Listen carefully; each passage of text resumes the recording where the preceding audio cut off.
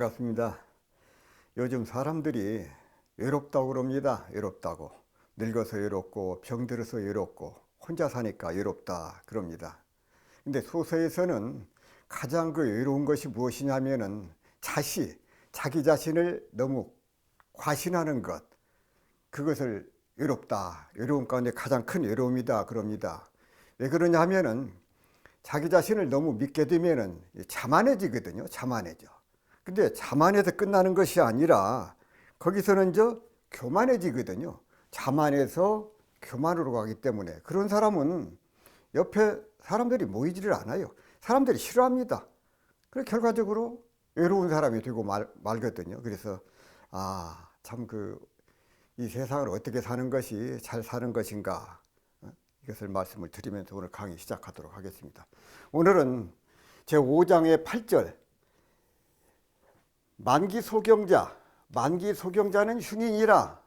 이 만자가 참 업신여길 만자거든요. 그 공경할 바를 업신여기는 사람은 이 흉하게 된다. 아주 흉하게 된다. 흉하다는 것은 보기 싫은 것이거든요. 보기 싫어. 이 만자가 업신여길 만자인데 모멸할, 거만할 만자, 오만하고, 또 게으를 만자, 이것은 나태하다든지 무슨 일을 소홀히 한다든지 그럴 때 이 만자를 씁니다. 그래서 업신여길 만자.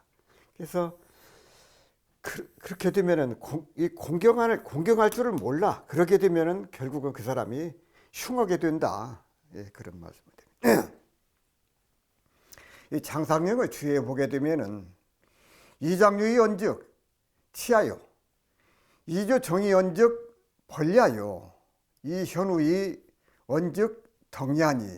그래서 어른과 어린이로 말하자면 나이요, 이 조정으로 말하자면 벼슬이고, 벼슬이 높고 낮고, 어질고 어리석음으로 말하자면 덕이니, 이 삼자를 개가경호되 이경즉 치하 벌야요, 내경즉 덕냐라. 이 세 가지를 다 공경하되 밖으로 공경함은 나이이며 또 벼슬이고 안으로 공경함은 덕인이라고 그렇게 하였습니다. 이 사람을 대하거나 천만 경계를 대할 때마다 공경하는 마음을 놓아서는 안 됩니다. 공경하는 마음. 이 공례에 이르기를 무불경, 엄약사, 안정사, 안민재, 공경하지 않음이 없으며 엄숙하기를 마치 깊이 생각하듯 하며 말을 안정되게 하면서 백성을 편안케 한다. 오불가장, 욕불가종, 낙불가극, 교만이 자라게 해서는 안 되고, 욕심이 방종하게 두어서도 안 되고, 뜻을 가득 차게 두어서도 안 되며, 즐거움을 극한으로 누리려고 해서도 안 된다고 하였습니다. 예기 첫머리에 나오는 말인데, 예기 공례편 첫머리의 주제어는 무불경, 굳이 우리말로 말하자면 공경하지 않음이 없다는 말입니다. 무불경. 앞으로 예기에서 말하고자 하는 모든 예의 세칙은 결국 무불경하고자 하는 구체적이고 현실적인 방법론이라는 말을 하고 있는 것입니다. 그렇다면 군자가 이런 예제의 본질, 즉 무불경한 태도와 엄숙함을 생각하는 엄약사의 자세, 또 안정을 주는 말, 안정사를 통해서 이루고자 하는 바가 과연 무엇인가? 그것은 안재민, 곧 예를 포함한 모든 배움의 목적은 결국 백성을 편안케 하고자 함에 있는 것입니다. 따라서 무불경이라고 하는 말은 공자의 모든 가르침의 핵심이라고 생각이 되어집니다. 핵심. 또 이런 자세와 태도가 되어 있지 않으면 공자께서 강조하신 인, 예, 의, 신, 그런 가치들은 애초에 불가능하기 때문입니다. 송나라 범주라는 사람이 말을 하기를 경내 300, 공내 3000, 일원이 폐지, 왈, 무불경. 예 300개의 조항과 그에 따른 상세한 예 3000개의 조항은 한마디로 요약하자면 결국 무불경이다. 공경하지 아니함이 없다 그 말이거든요. 이 공자께서 시 300 일원이 폐지 왈 사무사 시경의 시 300여 편의 내용을 한마디로 요약을 하자면 생각함에 사악함이나 간사함이 없는 것, 이것을 사악함, 사무사라고 하셨거든요. 사무사. 이처럼 사무사와 무불경은 공자님께서 강조하신 삶의 기본 자세이고 유교 사상의 핵심이라고 할 수가 있습니다. 따라서 마음으로는 사무사요, 밖으로는 무불경이 바로 공자님의 가르침이라고 할 수가 있습니다. 왜 그런가 하면은 무불경으로부터 예가 나오고 어지린 자 인도 나오고 의로울 자 의도 생겨난다는 게 공자님의 생각이기 때문입니다. 이 법화경 제6권 20장에 보면은 상불경 보살품이 있습니다.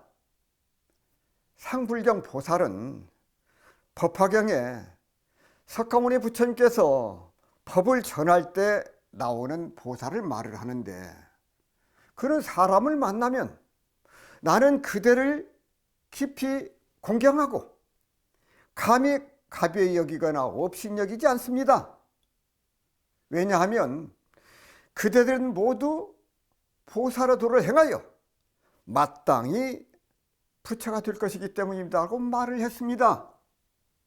항상 안으로 누구도 가벼이 여기지 않는 그런 마음을 지니고 밖으로는 불경의 경계를 존경하며 몸으로는 불경의 행을 실천하고 입으로는 불경의 가르침을 펴며 사람들에게는 불경의 눈매를 짓는 교만의 악덕을 철저히 버렸기 때문에 그 이름이 상불경 보살인 것입니다. 이 서채산 대종사께서 말씀하시기를 항상 공경하고 두려워하는 마음을 놓지 말라고 하셨습니다. 말씀하시기를 오늘은 그대들에게 마음 지키고 몸 두하는 데에 가장 필요한 방법을 말하여 주리니 잘 들어서 모든 경계에 항상 공부하는 표를 삼을지어다. 표란 곧 경외심을 놓지 말라 함이니 어느 때 어디서 어떠한 사람을 대하거나 어떠한 물건을 대하거나 오직 공경하고 두려워하는 마음을 가지고 대하라 함이니라. 사람이 공경하고 두려워하는 마음을 놓고 보면 아무리 친절하고 사이 없는 부자, 형제, 부부 사이에도 반드시 불평과 원망이 생기는 것이며 대수롭지 않은 경계와 하찮은 물건에도 흔히 구속과 피해를 당하나니 그것은 처지가 무관하고 경계가 가볍다 하여 마음 가운데에 공경과 두려움을 놓아버리고 함부로 행하는 연군이라고 하셨습니다. 소서에 만기소경자는 흉이라, 그 공경할 바를 업신여기는 사람은 흉하게 된다고 하였습니다. 사람을 대하거나 일을 당할 때마다 공경하는 마음을 놓아서는 안 됩니다. 사람을 대하거나 사물을 대할 때에 상불경의 마음가짐이 있어야 합니다. 마음 가운데 공경함을 놓아버리면 그 사람은 마음이 흉할 수밖에 없음을 알아야 합니다. 이 흉하름자 흉은 글자 그대로 흉함이며 재앙 또는 재난이며 요사를 뜻하니 이를 어찌 가까이 할 수 있을 것인가. 따라서 상불경의 마음가짐을 잃어서는 안 되겠습니다. 한 번 더 말씀드리겠습니다. 만기소경자, 만기소경자는 흉이니라. 그 공경할 바를 업신여기는 사람은 흉하게 된다. 이 만자는 업신여길 만자거든요. 업신여겨. 공경해야 될 자리, 그런 사람을 함부로 물건이나 사람을 함부로 하게 돼. 업신여기게 되면은 그 사람에게 와지는 것은 무엇이냐? 흉하게 된다. 보기 싫어. 보기 싫게 된다, 그 말씀. 그래서 만기 소경자는 흉이라 하는 말씀을 드리고 마무리하겠습니다. 자, 제 9절. 모압심리자 곤이라. 이 어려울 것자거든요. 모압심리자. 겉모습은 영합하면서 마음이 떠난 자는 외로워진다, 그 말씀. 외로워져. 앞에서 제가 외로움을 말씀을 드렸는데, 이 모자라고 하는 것은 모양, 얼굴 모자거든요. 모양모, 자재, 모습, 외모, 행동거지, 외관, 표면. 고자는 외로울 고자입니다. 외롭다, 홀로, 외따로, 고아. 그래서 밖으로는 그럴듯하지 표정을 하면서도 마음은 그렇죠. 속마음은 그렇지 않으면서도 밖으로는 그럴듯하게 꾸미는 사람, 그 사람은 결과적으로 외롭게 된다, 그 말씀을 드려요. 이 모압심리라고 하는 것은 표면상으로는 밀접한 관계를 가지고 있으면서도 실제로 있어서는 이중한 마음을 갖는 것. 겉모습은 하나로 같지만은 마음은 서로 갈라지고 떠나 있으니 이러한 처지에 있는 사람은 스스로 고립될 수밖에 없다는 것입니다. 공자님께서 말씀하시기를 교원영색자 선의인이라. 말을 교묘하게 잘하고 얼굴빛을 곱게 꾸미는 사람 가운데에 마음이 순수한 사람은 거의 없다고 말씀을 하셨습니다. 공자의 제자 가운데 다양한 사람들이 많았습니다. 말을 잘하는 사람으로 제어와 자공이 있었고, 턱행이 뛰어난 사람으로 민자건과 안연이 있었습니다. 어느 날 말 잘하던 제어가 낮잠을 자고 있었습니다. 공자는 제자의 버릇을 고쳐주기 위해서 가슴을 파고드는 날카로운 말씀을 하셨습니다. 후목 불가조야. 썩은 나무는 조각할 수 없고 분토지장 불가오야니라. 똥 묻은 담장은 흙손질할 수가 없어. 이 말씀은 곧 제어는 썩은 나무요, 오물로 번복된 담장이라고 말씀하신 것입니다. 그날 이후 제어는 무서운 스승 덕분에 본연의 입으로 한 말을 반드시 행동으로 실천하게 되었다고 합니다. 그러면서도 말을 할 때에도 가능하면 교묘하게 꾸미는 말을 하기보다는 정직한 말을 했고, 자신이 말을 할 때에도 실천할 수 있을지 없을지를 생각해 보고 말을 하는 버릇을 가지게 되었다고 합니다. 덕행으로 이름난 안연은 교원영색과는 너무나 거리가 먼 공자의 뛰어난 제자였습니다. 그는 공자보다 일찍 죽었기 때문에 공자의 마음을 아프게 한 사람이었습니다. 그가 일찍 죽은 이유는 집에 먹을 양식이 없어서 굶어서 죽었다고 합니다. 그가 죽었다는 소식을 듣고 공자께서 말씀하시기를 천상녀여, 천상녀, 하늘이 나를 버렸구나, 하늘이 나를 버렸구나 하고 탄식하셨습니다. 오로지 공부만 알고 돈을 벌 줄 몰랐던 안현이 공자와 나눈 대화를 보면 그렇게 될 수밖에 없었던 이유를 알 수가 있습니다. 안현이 묻기를 선생님, 인이 무엇입니까? 공자께서 대답하시기를 내가 가지고 있는 욕심을 이기고 남에게 양보할 수 있는 마음을 회복하는 것이라고 말씀을 하셨습니다. 이 말을 듣는 순간 그는 그동안 공부한 것이 쓸모가 없다는 것을 깨달았습니다. 그는 밥 먹는 것도 잊어버리고 자기 안에 있는 인을 찾기 위해서 열심히 노력을 했습니다. 스승의 말씀을 듣는 순간 아직 자신의 마음속에 남아있는 욕심을 보았기 때문입니다. 그러나 아직 기회가 없는 것은 아니었습니다. 안현이 바로 질문을 했습니다. 스승님, 어떻게 하면 아직 남아있는 욕심을 제거할 수 있을까요? 스승은 기다렸다는 듯이 대답을 하셨습니다. 비례물시, 예가 아니면 보지 말고, 비례물청, 예가 아니면 듣지 말고, 비례물언, 예가 아니면 말하지 말고, 비례물통, 예가 아니면 움직이지 말라고 하셨습니다. 소서에 모합심리자는 곤이라 겉모습은 영합하면서 화합하는 척하면서 마음이 떠난 자는 외로워짐이라고 하셨습니다.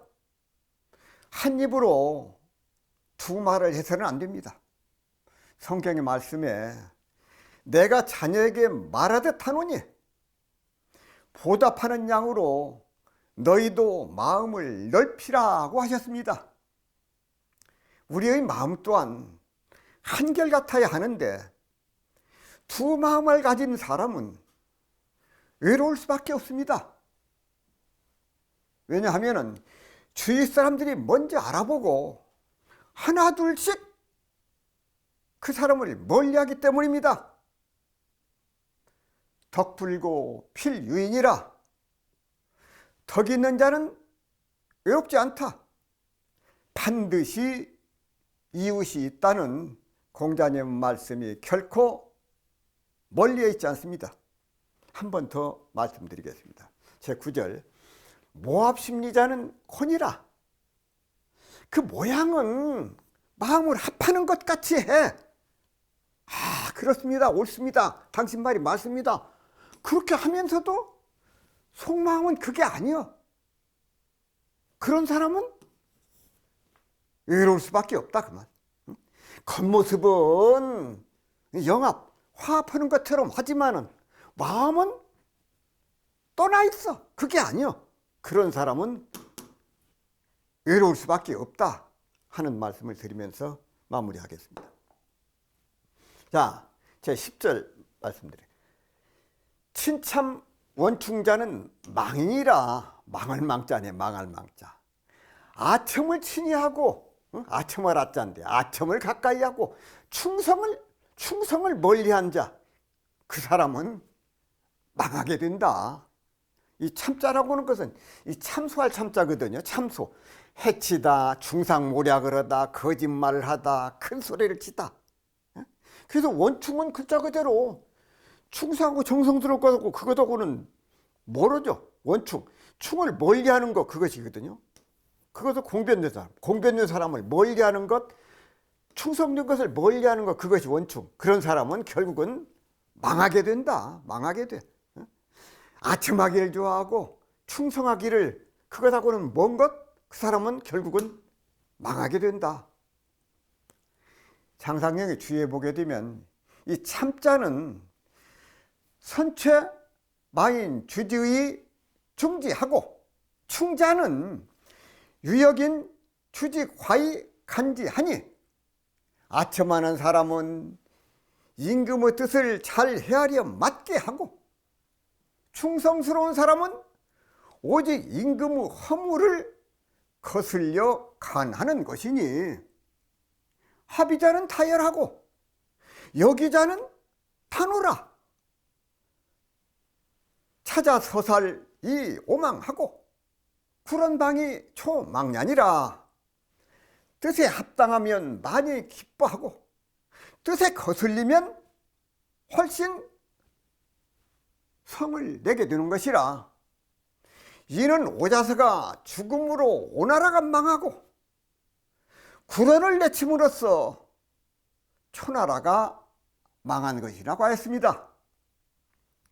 친참원충자에서 이 참은 참소할 참자로 참소하다, 해치다, 중상을 하다, 모략을 하다, 또 큰소리치다, 그런 뜻을 가진 말입니다. 이 장자의 어부편에 보게 되면 혼인지약을 유죄참이라. 사람들이 악한 말 하기 좋아하는 것을 일러서 참이라고 한다고 하였습니다. 또한 정자통에 숭식하는 하며 훼손해 능야라. 꾸밈을 높이고 말을 낙하게 하며 선을 헐뜯고 능함을 해치는 것이라고 하였습니다. 목민심서 용인편에 보면 선의자 불충, 아첨 잘하는 사람은 충성스럽지 못하고 호간자 불배, 간하기를 좋아하는 사람은 배반하지 않는다. 차로 차즉 유실의, 이 점을 잘 살피면 실수가 적을 것이라고 하였습니다. 중국 제나라 때 환공은 의자 오른쪽에 항상 술독 하나를 두고 있었습니다. 그 술독은 텅 비어 있을 때는 기울어져 있다가 술을 반쯤 담으면 바로 서지만 술을 가득 채우면 다시 엎어지는 술독이었습니다. 환공은 술이 가득 찰 때의 술독을 보면서 자기 자신을 가다듬고 경계하면서 살았다고 합니다. 사람들은 칭찬하는 말 듣기를 좋아하고 비방하는 소리를 듣기를 싫어합니다. 한 나라를 다스리는 사람이 아첨하는 사람을 가까이 하고 바른 말 하는 사람을 멀리 하면 그 나라는 망하게 됨을 알아야 합니다. 자기를 비방하는 말을 달갑게 들을 수 있어야 합니다. 영가 스님은 정도가에서 종타바님 임타비하라, 아문읍사 감노라. 나무 비방과 비난은 그냥 맡겨두라. 내 듣기엔 감누수를 마심과 같다고 말씀을 하셨습니다. 총타방임 탑이 다른 사람들이 비방하고 헐뜯게 그냥 맡겨두라는 말입니다. 자신은 만이보주를 찾아서 자성이 공하다는 사실을 깨닫게 되면 타인이 비방을 하여도 그것을 초월해서 잘 알아듣게 되어서 오히려 그를 미워하지 않고 자신의 만이보주를 더욱 청정하게 된다는 것입니다. 이와 같은 깨달음을 확신하게 되면 타인을 비방하는 어리석음을 저지르지 않게 됩니다. 왜 그런가 하면은 불법의 종지를 더욱 확고히 할 수 있기 때문입니다. 아문읍사 감노. 나는 비방하는 말을 들으니 흡사 감누수를 마시는 것과 같다는 말이에요. 나는 그 말을 들으니까 마치 감누수를 마시는 것과 같다. 비방하는 소리를 들었는데도 감누수를 마신 듯이 속이 시원하다는 것은 이것은 억지 소리가 아니야. 모두가 다 근거가 있는 소리다. 감누수는 무엇이냐 하면은, 이 감누수라고 하는 것은 아무렇다라고 해서 이 불사약입니다. 불사약. 죽지 않는 생멸이 없는 법을 마시는 것과 같다. 부처님 법문을 말하는 것입니다. 부처님 법문은 삶과 죽음을 초탈하는 묘약이기 때문에 불사, 곧 죽지 않는 약이라고 할 수가 있습니다. 여기에서는 그렇게 깊은 의미까지 들어갈 것은 없지만은, 비방하는 소리가 마치 감누수를 마시는 것과 같다고 한 것은 결코 억지 소리가 아닙니다. 비난을 들음으로써 내 업장이 자꾸 소멸되기 때문입니다. 금강경에 선세죄업으로도 응타 악두 원만은 선세죄업이 즉이 소멸이라 응당이 악도에 떨어질 것이지만, 내가 이 비방을 듣는 관계로 바로 소멸된다고 하셨습니다. 이 모두가 한 경지를 넘어서지 않고는 감히 흉내도 낼 수 없는 말씀이 아닐 수가 없습니다.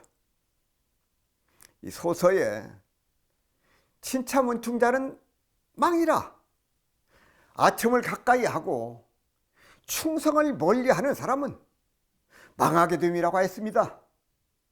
성경 말씀에 아첨은 하지도 말고 듣지도 말라고 하셨습니다. 군주가 아첨하는 사람을 가까이 하고 충언하는 사람을 멀리하면 그 나라는 망하고 맙니다. 간신들이 득세하면 어진 신하들이 그 곁을 떠나기 때문입니다. 따라서 칭찬하는 말 대신 자기를 비방하는 말을 달갑게 들을 수 있어야 하겠습니다. 한 번 더 말씀드리겠습니다. 친차문충자 망인이라, 아첨을 친히 하고 아첨을 가까이 해, 그리고 충성스러운 말을 멀리하는 사람은, 그런 임금이 그런 말을, 그런 마음을 가지면 그 나라는 망한다. 아첨한 말을 가까이 하고 충성스러운 말을 멀리하면은 개인이나 나라는 망할 수밖에 없다. 그 말씀을 드리면서 마무리하겠습니다. 자, 5장 11절 말씀드리겠습니다. 근색 원현자는 혼인이라, 이게 흐릴 혼자인데 근색 원현자, 여색을 가까이 하고 어진 사람을 멀리하는 사람은 정신이 흐려진다고 말씀해요. 흐리멍텅하다 그러잖아요. 원현, 이 원현은 어진 사람을 멀리하는 것이고, 이 혼자는 어리석을 혼자예요. 어리석을 혼자, 마음이 어리석은 것. 그래서 여색을 가까이 해, 색을 가까이 하고 어진 사람을 멀리하는 사람은, 그런 사람은 정신이 자꾸 혼탁해질 수밖에 없다. 흐리멍텅해질 수밖에 없다.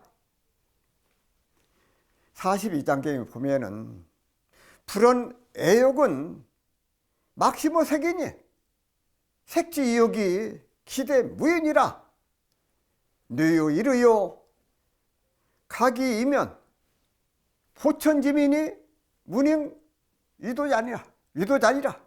부처께서 말씀하시되 애욕은 색에 더 심함이 없나니, 색으로부터 나는 욕심이 그만큼 가히 없음이라.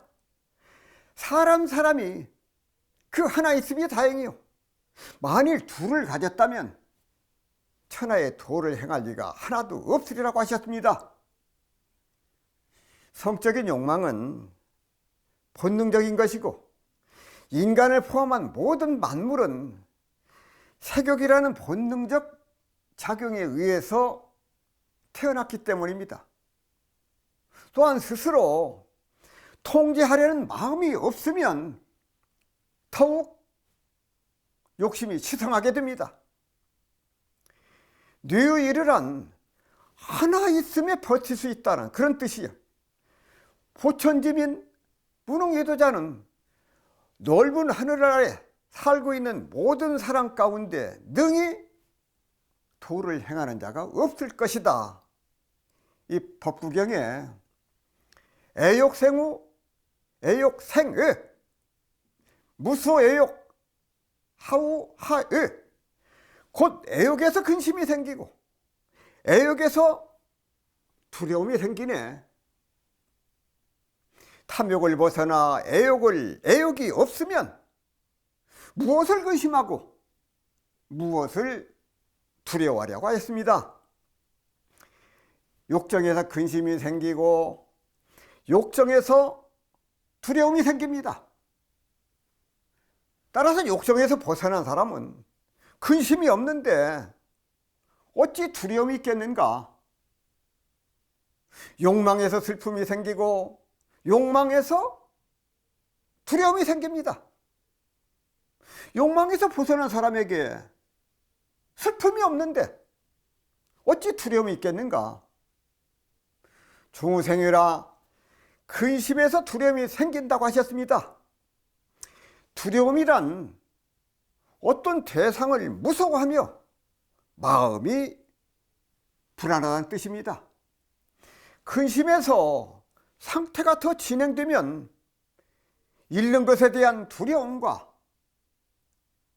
잃었을 때의 상태를 생각하면 마음 가운데 근심과 걱정, 무서움과 불안이 엄습하기 때문에 더욱 애착을 갖게 된다는 것입니다.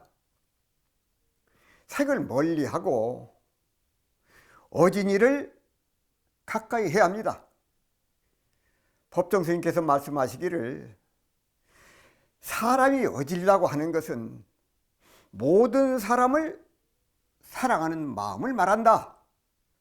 사람이 안다는 것은 그 사람됨이 바른 사람인가를 바르지 못한 사람인가를 또는 지혜가 있나 없나를 분별할 줄 아는 것을 말한다. 다시 말해서 사람이 안다는 것은 마치 제목을 쌓을 때 고든 나무를 굽은 나무 위에 쌓아서 그 굽은 나무를 반듯하게 바로 잡는 것과 같은 지혜가 있는 것을 말한다고 하셨습니다. 최근담에 새벽이 불길처럼 타오를지라도 한 생각이 병든 때에 미치면 문득 흥이 식은 재와 같아지고 명리가 여처럼 달지라도 한 생각이 죽는 처지에 이르면 문득 맛이 초를 씹는 것과 같아진다. 그러므로 사람이 항상 죽음을 근심하고 병을 걱정한다면 가히 헛된 일을 버리고 도심을 기를 수 있으리라고 했습니다. 42장경에 불은 애욕지 어인이 유집거 화역풍이 행이라 우자는 불석거하고 필요 소수지 환이요. 부처님께서 말씀하시되 애욕으로 들어가는 사람은 비컨대 횃불을 들고 바람을 거슬려 가는 것과 같나니 어리석은 사람은 그 횃불을 놓지 아니하고 스스로 손을 태우는 환이 있을 것이요. 필요 소수지 환은 반드시 손을 태우는 재앙이 있을 것이라는 말씀으로 어리석은 중생은 몸을 상할지언정 애욕을 놓지 못하기 때문에 결국은 손에 잡은 횃불로 몸을 상하게 된다는 뜻이 그 가운데 담겨 있습니다.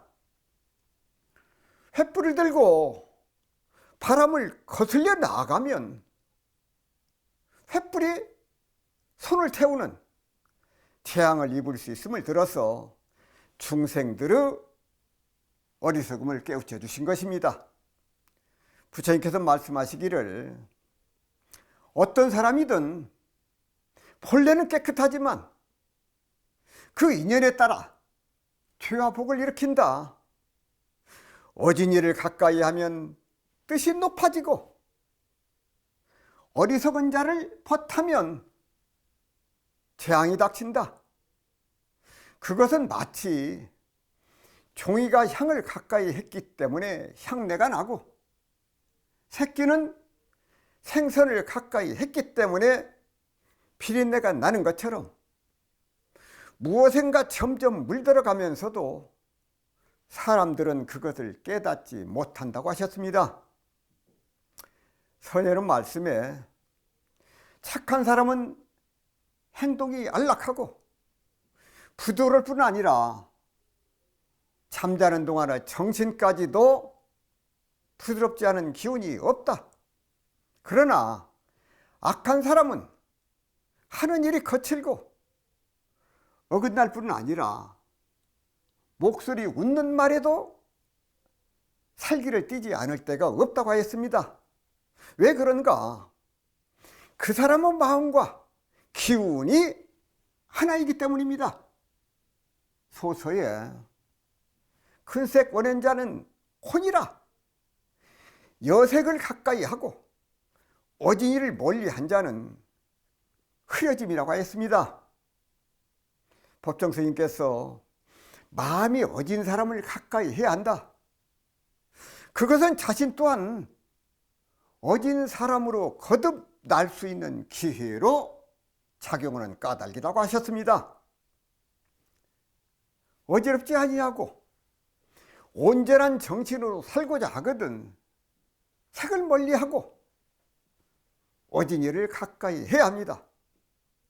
색을 가까이 하고 어진이를 멀리하는 사람은 마침내 그 정신이 혼미하여 어지럽게 됨을 알아야 합니다. 한 번 더 말씀드리겠습니다. 큰색 원행자, 색을 가까이 하고 어진 사람을 멀리하는 사람은 혼이라 그 정신이 어지럽게 된다. 정신이 어지러진다 그 말씀이에요. 여색을 가까이 하고 어진이를 멀리한 자는 그 정신이 흐려지게 된다. 흐리론 자, 정신이 어려지고 혼미해져 마음이 어리석을 수밖에 없다 그 말씀. 여기까지 마무리하겠습니다. 12절 말씀드리겠습니다. 예할 공행자는 난이라, 이게 어지러울 난자인데 여자로 아련을 공공연히 행하는 자는 어지러짐이라. 이 알이라고 하는 것은요, 이 벼알이거든요. 위에 어른을 가서 배울 때 높은 사람, 자기보다도 임금을 뵙는다든지 어른을 배울 때 이게 벼알. 높은 일을 면회할 수 있는 그럴 사람, 그런 자리에 그런 위치에 있는 사람이거든요. 여알 공행자는 벼슬을 여알이라고 하는 것은 대궐 안의 정사를 어지럽히는 여자, 그런 사람을 여알이라고 해요. 이 공행은 춘추시대 임금이 행차를 할 때 병거, 행렬을 관장하는 벼슬, 이 사람을 공행자라고 그래요. 여알 공행자는 난이라. 여자로 아련을 공공건히 행하는 자는 어지러진다.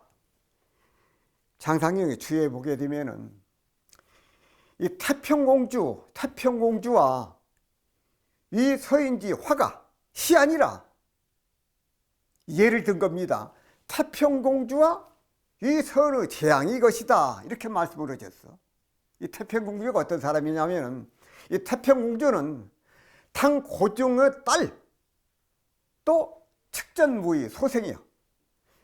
710년 현종의 궁정 변전에서 거기에 참여를 해서 이 후와 안락공주를 살해를 하고 예종을 옹립을 해서 국권을 마음대로 휘둘렀습니다. 그녀의 말 한마디에 따라서 벼슬이 오르기도 하고 내리기도 하자 그녀의 집 대문 앞에는 벼슬을 얻으려는 사람이 문정 성실을 잃었다고 합니다. 그 현종이 즉위를 하자 또다시 정변을 모의하다가 사전에 누설이 되어서 목숨을 잃게 되었습니다. 또 이 서인은 어떤 사람이냐? 당 중종 황후로서 측전무가 중종을 방릉으로 옮기면서 이씨도 함께 유폐시켰는데 어려운 가운데서도 정예가 돈독하였습니다. 중종이 사적으로 맹사에 말을 하기를 다른 때 다행히 다시 하늘의 해를 보게 된다면 마땅히 하고 싶은 대로 하여도 금지하거나 제재하지 않으려고 하였습니다. 그 중종이 복이 든 뒤에 다시 왕위에 돌아왔거든요. 다시 황후가 되고 무삼다 등과 결탁을 해서 국권을 장악하고 천권을 행사했습니다.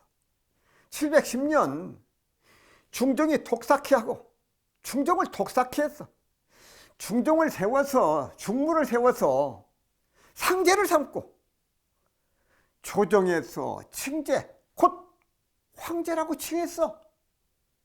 그 현종후 궁정 정변에서 결국은 목숨을 잃게 되었습니다. 따라서 태평공주와 이 서인은 임금의 딸이고 또 임금의 부인으로서 천하에 부러울 것이 없었으나 인간의 욕심은 끝이 없는지라 한번 권력이 주어지니까 조정을 흔들고 문 남자들의 마음을 아프게 해. 또한 벼슬을 팔고 매건매직을 했어.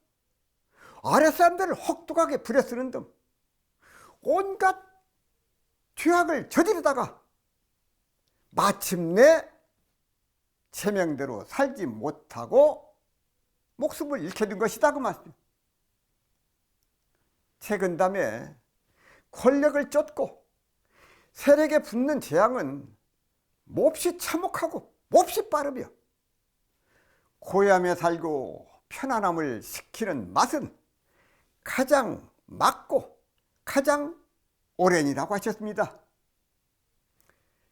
권세 있는 사람에게 줄을 대고 그런 사람은 그가 하루아침에 실각하면서 따라서 재앙을 당하기 때문에 그 재앙이 빠르고도 비참할 수밖에 없습니다.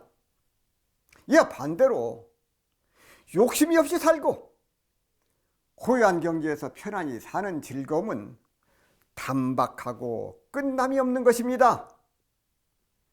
소세산 대종사께서 유허일에게 서전 서문을 읽으라시고 이제와 사망은 마음을 보존하니요 학월과 상수는 마음을 잃으니라 한 구절의 이름에 말씀하시기를 이 귀절이 돌아오는 시대에 큰 비결이 되리라. 부귀와 권세를 탐하여 마음을 잊어버린 사람은 장차 집이 패하고 몸이 망할 뿐 아니라 국가나 세계의 영도자가 그러하면 그 화가 장차 국가와 세계에 미치리니 그대는 부귀와 권세에 끌리지 말고 오직 의식주 생활에 자기 분서를 지켜서 본심을 잃지 아니하여야 어떠한 난세를 당할지라도 위험한 일이 없을 것이요 따라서 천지 좋은 운을 먼저 받으리라고 하셨습니다. 소서에 여할 공행자는 난이니라 여자로 아련을 공공연히 행하는 자는 어지러짐이라 이렇게 말씀을 하셔요. 인간은 그 욕심이 끝이 없습니다.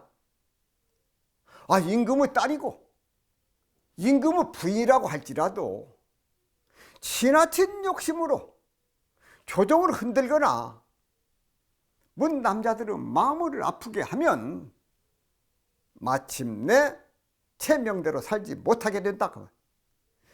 명예와 권세를 잃지 않으려면 본래 마음을 잘 지키고 살아야 합니다. 선현의 말씀에 신목여전 천정여뢰 귀신 우는 번개와 같고 하늘이 듣는 것은 우레와 같다고 하셨습니다. 세상을 허투루 살아서는 안 됩니다. 정신 똑바로 차리고 바르게 살아야 합니다. 제 12절에서 여할 공행자 참 임금의 딸이 되고 임금의 부인이 되어서 그런 처지에 있을지라도 참 뭔가 좀 언행을 잘해야 된다, 그것을 말씀을 드렸습니다. 왜냐하면은 자기의 권세를 함부로 남용을 하게 되면 그로 인해서 많은 사람들에게 아픔을 줘. 한 나라를 흔들리게 해. 그리고 결국은 어떻게 되느냐, 하나밖에 목숨을 잃게 된다 그랬습니다. 그래서 사람이 자기의 처지를 알아서 처신을 바르게 하면은 그 명을 보존할 수가 있습니다. 그래서 우리 교도님과 시청자 여러분께서도 내가 어떤 삶을 살아야 될 것인가, 어떻게 사는 것이 과연 잘 사는 것인가 하는 그런 생각을 늘 가지시고 그 마음을, 한 마음을 잘 살고 잘 챙기고 살아가시기를 염원을 하면서 오늘 강의 마치도록 하겠습니다. 감사합니다.